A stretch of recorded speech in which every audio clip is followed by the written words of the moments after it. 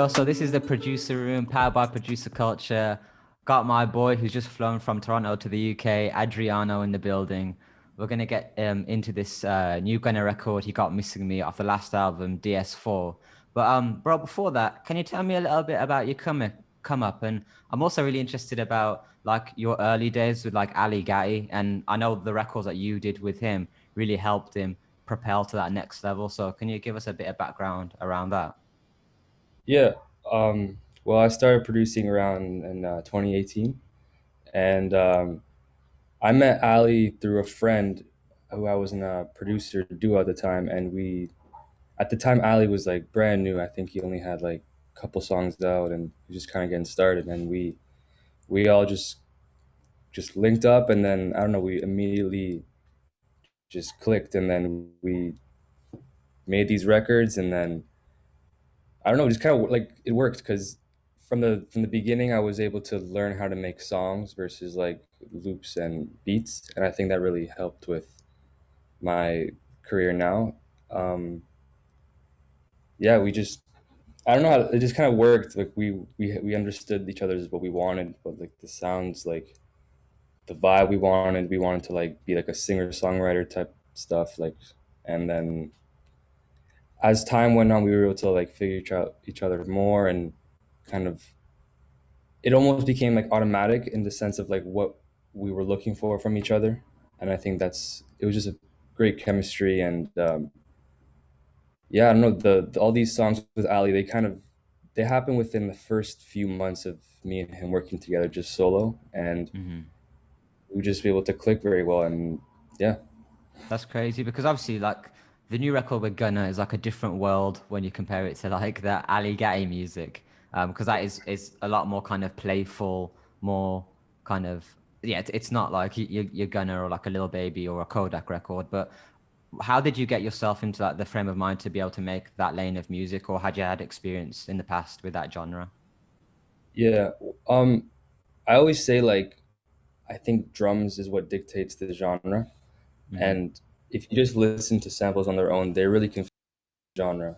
And for example, guitar, you hear it on like rock or even like disco or whatever, all genres. So I think the drums is what makes it like go in that genre. So the Missing Me loop was, it did have guitar in it, and it started with just me having like a regular like cook up session with Bobby Raps, Hmm. and we linked up and we just made a couple loops, and then we were able to like vibe out, and we kind of got along very easily, and we ended up linking up that basically that entire week, and we made, I don't know, like 10 or 15 loops, and that was one of the loops. And that was like back in April of 2021, Mm. and I didn't hear nothing about none of the loops. And then January 2022 comes around, and like 5 minutes after midnight, I get a call from Bobby, and he's like, "Yo," I'm like, "Yo," he's like, "Look at the Gunna album. Look at Missing Me." I look at him like, "No way." What the fuck? And then I call him back, and he's like, "Yeah, man, we did it. We on it." And it was like a probably the most surreal feeling because like I had no idea. I had no idea it was gonna be on this album. I never even thought, because like I usually don't really make rap, but I guess the loop fit in the world of, because Bobby, to me, Bobby's like incredible. He's able to blend so many genres, just, and with his voice, the way he manipulates his voice with all these effects and all these sounds, it was just a great experience just to even work with him. But then the fact to be on a Gun album was like even crazier. Because you said when you didn't really hear much between making it and then hearing about uh, 5 minutes Yeah. after midnight. But have you been told the story afterwards? Like, do you know how the record ended up coming together? Like, how the idea got to like Wheezy and Gunner and stuff? So Bobby Raps and Wheezy, they're pretty good friends. He's told me, and like they've been for years now. And then I guess he just sent the loop to Wheezy, and it just made the album. So Mm. I had nothing to do with like the placing of it. I just Bobby did all that work. Going back to making the missing me sample, do you remember much about the actual session or the kind of vibes or themes you were going for?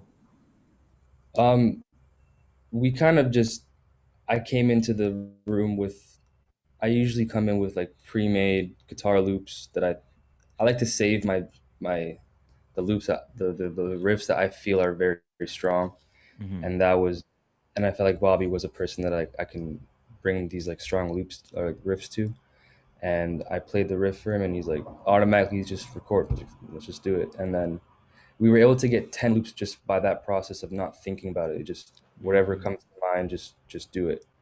And he's very good at just kind of going with the flow, like not thinking about it too much, just whatever comes to mind, throw it on.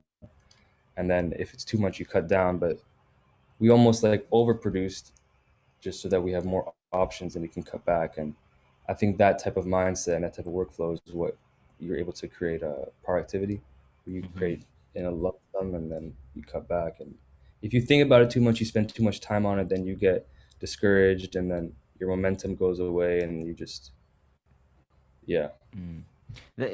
I'm interested to know how processed are those guitar ideas when you bring them to another producer to work on together? Are they quite dry, or have you done quite a lot of processing on them already? They were just completely scratched. Like I recorded the guitar. I had the riff in like I just memorized the riff and I just played it out from live guitar Mm. and we ran it through. I remember that was recorded on a C800 through a Tube Tech and a Neve, and pretty dry. Just not much effects on it. Just maybe reverb. Um, and it was with a Taylor nylon guitar. Mm. I spoke to we interviewed 254 Bodie a few months ago, and I was talking to him because he's also a guitarist who's been able to Yeah, kind of leverage his guitar skills into samples. What's your approach to doing that? Because I know a lot of people that can play guitar, but they don't make great guitar samples. What do you yeah, reckon that the missing key is to be able to make that transition? yeah. I think there's a difference between being a guitar player and a guitar writer. Hmm. Like for me, I've noticed all these extremely technical, like theory based, like very, very good, but they have trouble writing a song. I think I think the key for me was I have to always remember that it's a song. It's a the vocals are always going to be number one, and it's like you always have to leave room for the vocals, whether it's with the rhythm or like not going too crazy on like the technicality of it. Um, you just you have to have the mindset of you're like creating the vibe. You're not really creating. You're not the main thing. And I Hmm. think if you have that in mind, then you will understand, especially if you know the artist, you know the pockets of what they like to go in, and you know how to use the space. Basically, as the more as you time as you create these loops, you'll understand how to use the space of the instrumental versus the vocal. But then, so what are you excited for moving forward? Is there any like artists or genres or just like ventures inside outside music that you're looking forward to kind of getting stuck into? Um, I'm looking, yeah, like 2 weeks ago, honestly, I kind of made a big decision to become an EDM artist. Mm. Um, I think I think me being my own artist, I'm able to like express myself exactly how I want to musically, and I I've been really being inspired by Diplo right now. He's worked with all of my favorite artists, and I think being a EDM artist or at least like he's kind of like pop EDM, like that's the kind of space I'm trying to get into, and it feels like if you're able to do that successfully, you can really work with the artists that you want to, Mm-hmm. like really work with them, not just like send them like a loop or a beat. Like you can be in the studio with them and have sessions, and I think that's what I've always wanted to do. I've always like I wanted to make. I call myself like a song maker versus like a loop or beat maker. I like to because that's where I started with Ali. Like I'm used to like making songs. Like me and Ali started working 3 months after I started producing. Like I was like fresh into just song making, and then I kind of missed that because it's really just you can do whatever you want, and Mm-hmm. if the artist is there, it's like an immediate yes or no. Like you know exactly if it's gonna stay or not because you can just ask the artist. He's right there in the room with you. But Yeah, yeah, facts. I think EDM is it's exciting. I'm kind of excited for this. But man, we appreciate you taking the time to speak with us. Congratulations on the record and your success up to this point. Looking forward to see how the EDM music goes as well, man. So yeah, thanks a lot. Appreciate it, man. Thank you for having me. Yo, so this is the producer room, powered by Producer Culture, with my boy Adriano, and we'll catch you on the next one. Peace. Peace.